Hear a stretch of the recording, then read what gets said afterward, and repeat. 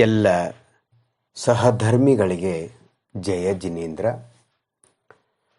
ಒಂದು ಆಧ್ಯಾತ್ಮಿಕ ಭಜನೆ, ಆತ್ಮ ಜಾಗೃತಿಯನ್ನು ಮೂಡಿಸ್ತಕ್ಕಂತಹ, ಅಂತರ್ಮುಖ ಆತ್ಮಧ್ಯಾನಾಭ್ಯಾಸಕ್ಕೆ ಪ್ರೇರಣೆಯನ್ನು ಕೊಡ್ತಕ್ಕಂತಹ,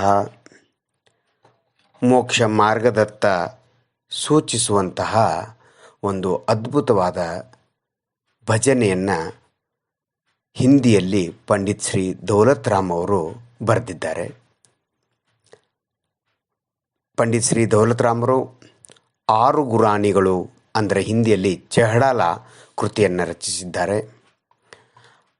ಆ ಪದ್ಯ ಭಜನೆ ಹಿಂದಿಯಲ್ಲಿ ಕಬಹೂ ನ ನಿಜ ಘರ ಆಯೋ ಹಮ್ ತೋ ಕಬಹೂ ನ ನಿಜ ಘರ ಆಯೋ ಪರಘರ ಫಿರತ बहुत दिन बीते नाम अनेक धरायो हम तो कबहू न निज घर आयो.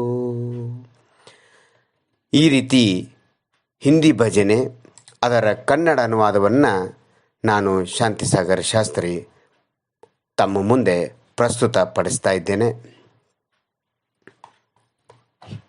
ಕನ್ನಡದಲ್ಲಿ ಅದರ ಶೀರ್ಷಿಕೆ ನಾವು ಬರಲಿಲ್ಲ ಇನ್ನು ನಿಜ ಮನೆಗೆ.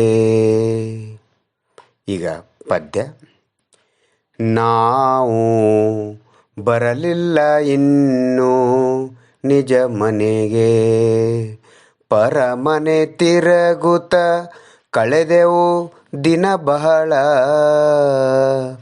ಪರಮನೆ ತಿರುಗುತ್ತ ಕಳೆದೆವು ದಿನ ಬಹಳ, ನಾಮ ಹಲವು ಧರಿಸಿದೆವು ನಾವು ಬರಲಿಲ್ಲ ಇನ್ನು ನಿಜ ಮನೆಗೆ. ನಂಬಿಲೀನ ಪರಪದದಲ್ಲಿ ನಿಜ ಪದವೆಂದು ಮಾಡಿದೆವು ಕಳವು ಪರಪರನತಿಯನು, ಮಾಡಿದೆವು ಕಳವು ಪರಪರಣತಿಯನು. ಶುದ್ಧ ಬುದ್ಧ ಸುಖ ಕಂದ ಮನೋಹರವು ಹಿತವೆನಿಸಲಿಲ್ಲ ಆತ್ಮಭಾವವು, ಹಮ್ ತೋ ಕಬಹೂ ನ ನಿಜ ಘರ ಆಯೋ ನಾವು ಬರಲಿಲ್ಲ ಇನ್ನು ನಿಜ ಮನೆಗೆ.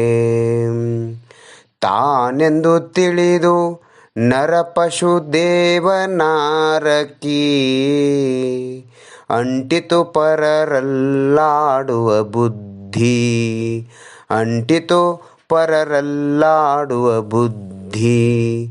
ಅಮಲ ಅಖಂಡ ಅತುಲ ಅವಿನಾಶಿ, ಬನ್ನಿಸಲಿಲ್ಲ ಆತ್ಮವಿಭೂತಿ.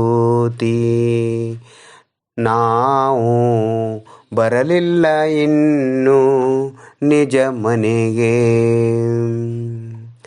ಮಾಡಿ ಮಾಡಿದ ತಪ್ಪು ಮತ್ತೆ ಮಾಡಿದೆವು, ಮಾಡಿ ಮಾಡಿದ ತಪ್ಪು ಮತ್ತೆ ಮಾಡಿದೆವು. ಹೇಳುವೆನು ಪಡುವೆ ಪಶ್ಚಾತ್ತಾಪವನು, ಹೇಳುವೆನು ಪಡುವೆ ಪಶ್ಚಾತ್ತಾಪವನು. ದೌಲ ಬಿಡು ಇನ್ನಾದರೂ ವಿಷಯ ಭೋಗವನು, ದೌಲ ಬಿಡು ಇನ್ನಾದರೂ ವಿಷಯ ಭೋಗವನು. ನೀಡುತ್ತಿಹರು ಸದ್ಗುರು ಉಪದೇಶವನು, ನಾವು ಬರಲಿಲ್ಲ ಇನ್ನು ನಿಜ ಮನೆಗೆ. ಪರಮನೆ ತಿರುಗುತ್ತ ಕಳೆದೆವು ದಿನ ಬಹಳ,